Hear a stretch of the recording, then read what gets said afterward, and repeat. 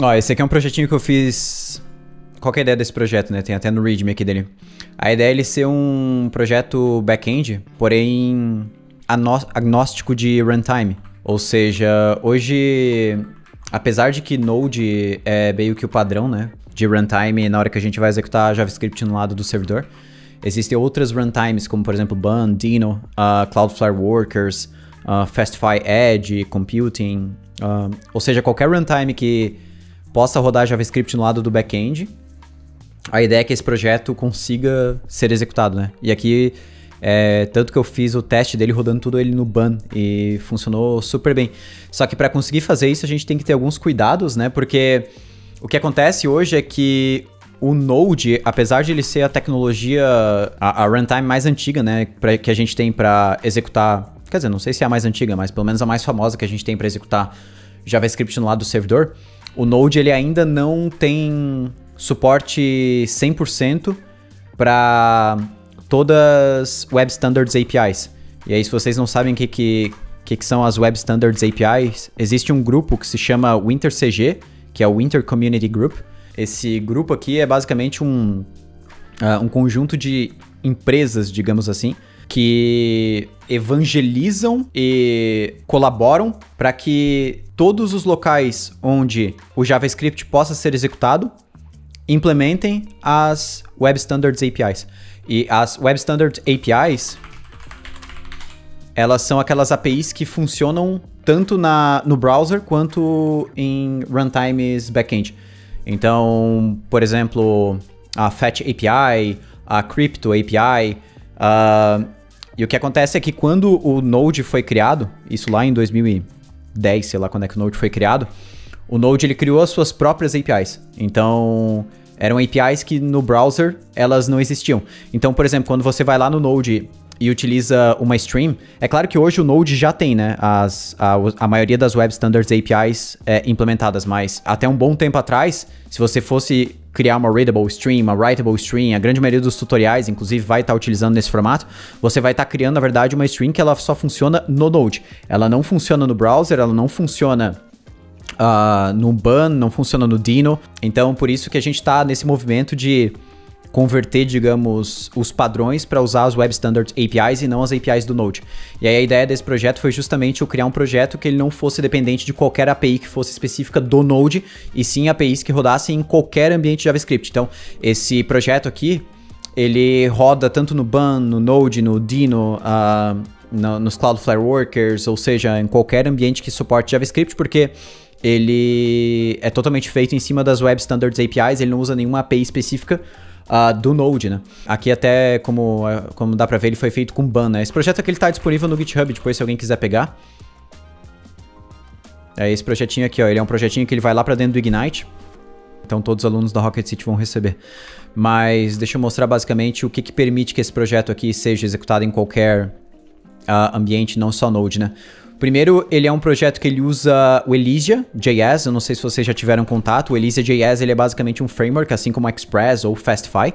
Só que a diferença do Elysia é que ele novamente não usa nenhuma API específica do Node. Então ele funciona com qualquer runtime. Apesar de ele ser um framework bem baseado no Bun, ele também não usa, digamos, o Bun ele não tem nenhuma API específica que é só do Bun, né? Ele funciona digamos, na grande maioria das runtimes, né? Mas só que a API dele é muito semelhante a qualquer framework que vocês já estão acostumados, como por exemplo o próprio Express ou Fastify, né? Tu cria um app, aí o use aqui é basicamente para colocar os middlewares, né? Aqui como por exemplo eu estou usando middlewares de Course, e aí eu posso configurar meus próprios middlewares aqui, ou nesse caso as minhas rotas, né?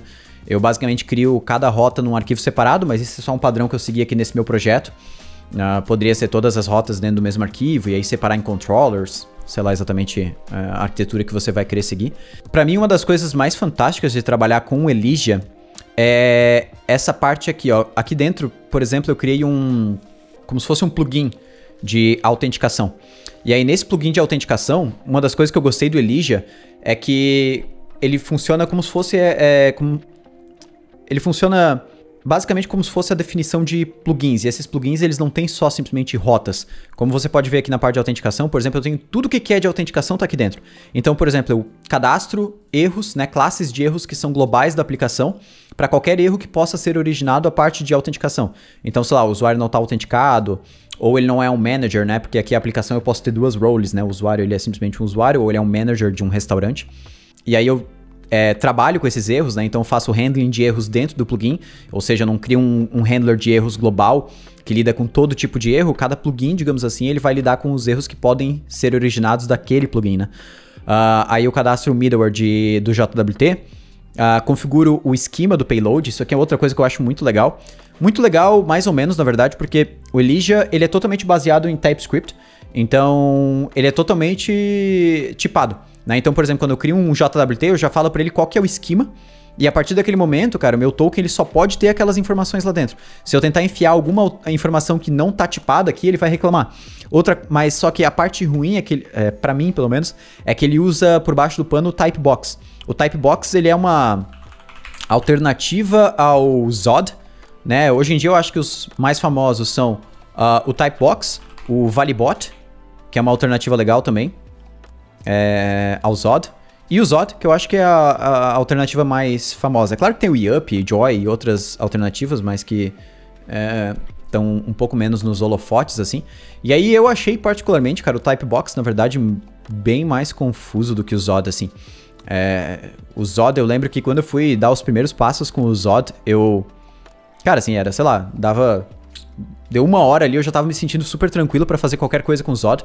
O Typebox, eu tive que, nossa, ler a documentação, entender. É claro que deve ter as suas vantagens em relação ao Zod, mas por que eu usei o Typebox e não instalei um Zod da vida aqui dentro? Porque o Typebox, ele é integrado ao Elysia. Então, olha só, eu importo o T aqui, ó, que é do Typebox, direto de dentro do Elysia. Ou seja, se eu instalasse o Zod, eu estaria botando uma dependência a mais, que faz algo que o Typebox já faz, e, tipo, sei lá, não faz muito sentido na minha visão, assim. Então eu acabei usando o Typebox mesmo. Aqui é a sintaxe dele, né? Ele é bem parecido com o Zod, né? Eu defino, é uma string, é opcional, não é. Então aqui no Elysia, ó, basicamente... aí outra coisa que eu achei muito massa é que ele tem esse método aqui, ó. E esse método de derivação, ele basicamente permite que eu adicione variáveis ou funções que serão acessíveis em todas as rotas da aplicação. Isso aqui eu achei fantástico. Então, por exemplo, olha só, tem essa função aqui que eu botei, que eu criei aqui dentro, chamada getCurrentUser, que ela basicamente verifica se existe um cookie de autenticação, que é o JWT. Se não existir, ele dá um erro, né, de não autenticado. Se existir, ele retorna o payload, que, digamos, são as informações do usuário que criou aquele token.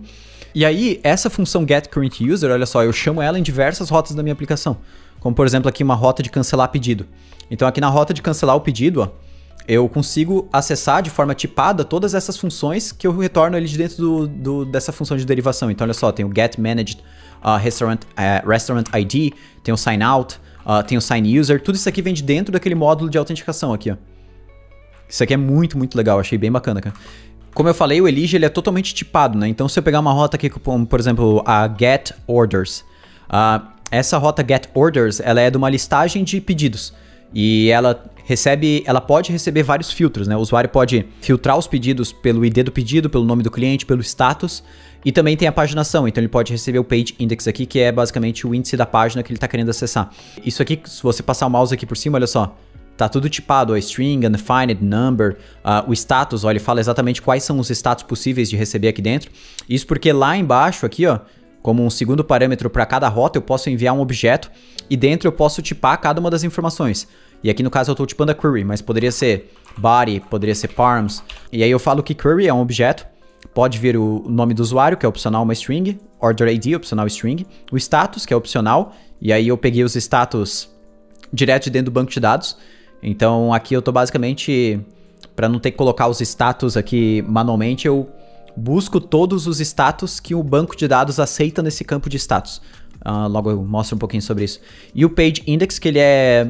Eu uso esse numeric do Typebox, que ele basicamente faz um parse, né? Porque o page, todos os query parameters, né? Os search parameters, eles vêm como string. E o numeric, ele faz a conversão. Ele converte de string para número. E aí eu só boto que o mínimo é 0, né? Porque não tem como a página ser -1. E aí tá tudo tipado. Isso aqui é bem legal. Então o Elysia, ele me ajudou a bastante. E aí tem uma coisa que aqui eu não vou usar nesse projeto, mas pra mim é um dos grandes diferenciais do Elysia, que é o Add-in, né? O Add-in, ele é um plugin que vem... que você pode usar quando você está usando o Elysia no back-end, e ele funciona como um cliente HTTP para você usar na sua aplicação front-end, seja ela React, Vue ou qualquer coisa assim. E esse cliente HTTP, ele já sabe automaticamente quais são todas as rotas que existem no back-end. Então ele funciona muito parecido, não sei se vocês já ouviram falar do TRPC. O TRPC foi uma iniciativa de criar a tipagem entre back-end e front-end, ou seja, o front-end não consegue chamar rotas nem enviar parâmetros que o back-end não suporta. Então o back-end tem lá uma rota de listagem de usuários, o front-end só vai conseguir buscar dados dessa rota. Se lá no front-end você digitar uma rota que não existe no back-end, ele dá erro de TypeScript, ou seja, erro antes da aplicação executar, erro já no momento que você está digitando, né? O TRPC, apesar de ser suportado pelo Elysia, o Elysia, digamos, ele tem o próprio TRPC dele que é interno, né? Então, se você cria um servidor usando Elysia e lá no front-end você usa esse add-in, você só passa a URL do seu back-end, importa aqui o back-end, né? Pensando que o front e o back vão estar no mesmo repositório. Se não tiver no mesmo repositório, a única coisa que você vai ter que fazer é publicar no NPM as tipagens do seu back-end. Então você pode fazer isso criando uma GitHub Action, alguma coisa assim, que toda vez que você faz um deploy no back-end, ele publica a tipagem. Não é publicar o back-end inteiro, só a tipagem do back-end no NPM. E aí lá no front você importa isso. E aí aqui, como você pode ver, ó, ele faz, por exemplo, app. Aqui ele botou um nome mais esquisito, mas é basicamente o nome da rota, né? Então, se eu tivesse uma rota lá que fosse users/id, aqui eu poderia buscar, aqui ele listaria, né, de forma tipada todas as rotas que eu tenho na aplicação, não deixaria eu enviar parâmetros que aquela rota não espera, então ele deixa tudo tipado, isso é muito, muito, muito massa, assim. E eu cheguei a testar um pouco disso, mas a gente não vai usar isso nesse projeto do Ignite, porque eu quero mostrar uma forma mais genérica de consumo de API, né?